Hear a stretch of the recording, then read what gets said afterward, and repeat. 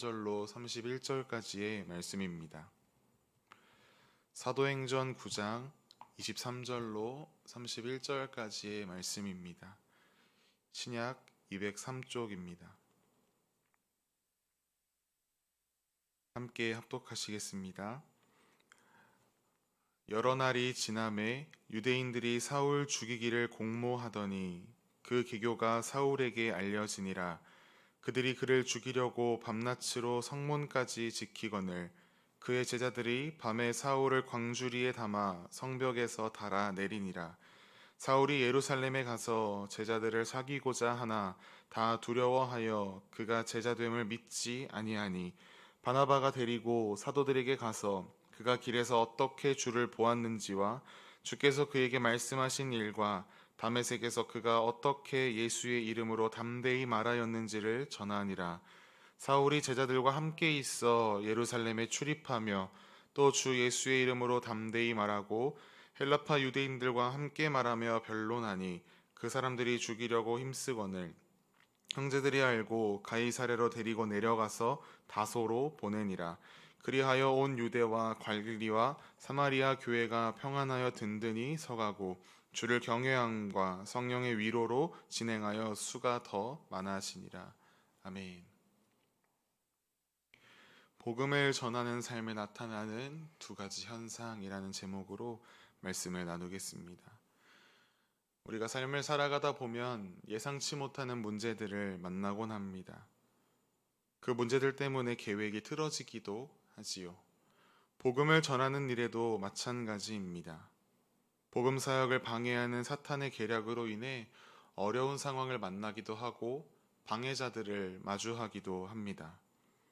그럴 때 우리는 어떻게 해야 그 상황을 뚫고 나갈 수 있는지 오늘 말씀을 통해 그 방법을 찾아가며 은혜를 나누길 원합니다.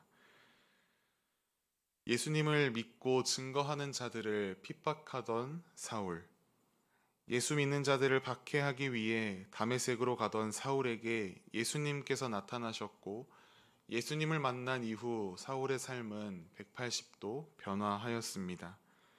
예수 믿는 자들을 박해하는 삶에서 예수 그리스도를 따르는 사울의 삶이 되었습니다. 전도에 대한 사울의 열정은 마치 막을 수 없는 전차 같았습니다. 이전에 예수 믿는 자들을 핍박하던 그 무시무시한 열정이 전도의 열정으로 뒤바뀌는 순간 복음이 무서운 속도로 확산되기 시작했습니다. 갑자기 변한 사울의 모습을 바라보며 놀란 사람도 적지 않았습니다. 그런데 그러한 사울의 모습, 변화된 사울의 모습을 못마땅해 하는 무리들이 있었습니다. 바로 이전에 사울이 속해 있던 유대교 무리입니다. 그들은 자신들이 배신당한 입장이기에 마음속에 분노가 가득합니다. 그 이유는 두 가지입니다. 하나는 그리스도인들을 앞장서서 박해하던 사울이 자신을 배신하고 이제 반대편에 서 있다는 것, 또 하나는 변화된 사울의 전도 활동으로 인해 자신들의 세력이 위축되는 것 때문이었습니다. 사울은 성경을 굉장히 잘 알고 있던 사람입니다. 그 누구에게도 성경의 지식으로는 지지 않는 사울이 유대교 자신들과 한편일 때에는 든든했으나 이제 자신들을 배신하고 구약의 예언자들이 말하던 메시아가 바로 예수 그리스도다 라고 사울이 선포하자 유대인들은 사울을 막을 방법이 없었습니다. 그래서 사울을 죽여 없애기로 결심합니다. 우리가 세상과 짝하여 살 때에는 사탄이 우리에 대해서 아무런 위협을 하지 않습니다. 이 세상과 더 짝하도록, 더 죄악된 길로 들어서도록, 더 이 세상의 쾌락을 쫓아가도록 부추깁니다. 하지만 만약 우리가 진리 되시는 예수 그리스도의 편에 서서 진정 예수님께서 하나님의 아들이시며 이 세상의 주인이시다라고 고백하는 삶을 살아갈 때, 또 그 사실을 전파하며 살아갈 때 사탄은 언제 그랬냐는 듯이 돌변하여 우리를 공격하고 핍박합니다. 그 공격을 막아내고 대적하는 것을 우리는 영적 전쟁이라고도 이야기하지요. 복음을 전하는 사울을 공격하는 사탄의 계략이 참으로 매섭습니다. 유대국 사람들은 군인들까지 포섭해서 밤낮으로 성문을 지킵니다. 성문을 통하지 않으면 출입할 수 없는데 그 성문이 모두 막혔다라는 것이 참으로 난감한 상황이 아닐 수 없습니다. 절망스러운 상황입니다. 하지만 이러한 상황이 사울 앞에 또한 우리의 삶 앞에 펼쳐진다 할지라도 우리가 복음을 붙들고 전하는 삶을 포기하지 않을 수 있는 이유가 있습니다. 극심한 핍박에도 이 길을 걸어갈 수 있는 이유가 있습니다. 그 이유는 바로 우리와 함께 하시는 성령 하나님의 은혜입니다. 우리와 함께 하시는 성령 하나님께서 우리 앞서 모든 길을 인도하십니다. 오늘 본문에 기록된 사울의 여정에도 그 은혜가 곳곳에 나타나 있습니다. 밤낮으로 성문을 지키는 군인들이 있었으나 사울의 제자들을 통해 사울은 성벽에 광주리를 매달아 밖으로 나오게 됩니다. 사울이 복음을 전하기 위해 예루살렘으로 갔을 때에 그곳에 있던 그리스도인들은 놀랍니다. 왜냐하면 그 사울이 이전에 자신들을 핍박하던 자였기 때문입니다.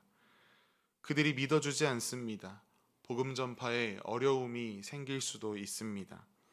하지만 하나님은 그들에게 신임이 있는 바나바를 준비하셔서 사울이 그 예루살렘 공동체와 함께할 수 있도록 중재합니다. 이 또한 바나바를 통해 성령 하나님께서 사울의 앞길에 일하신 것입니다. 이후에 예루살렘에서 복음을 전할 때에 헬라파 유대인들의 위협을 당하게 됩니다. 그들도 사울을 또한 죽이려고 합니다. 하지만 이번에는 아까 사울을 의심하고 경계하던 예루살렘 그리스도인 공동체가 사울을 도와줍니다.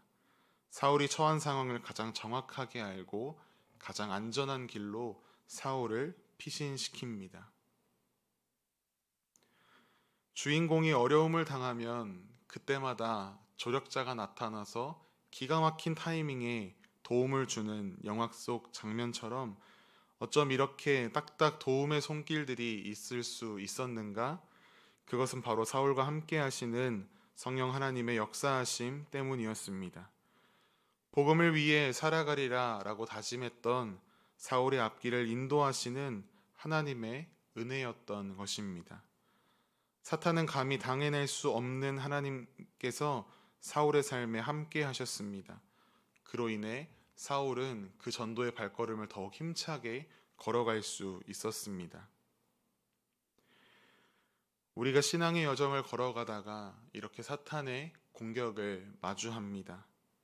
복음을 전파하는 일에 우리를 방해하고 우리를 움츠러뜨리게 하는 일들이 항상 발생합니다. 그 상황 속에서 우리가 바라보아야 하는 것이 무엇이겠습니까? 만약 우리가 사탄의 공격, 전도하지 못하게 하는, 또한 삶으로 그리스도를 전파하지 못하게 하는 그 사탄의 방해에 집중한다면 우리가 이 길을 걸어가기 어려울 것입니다.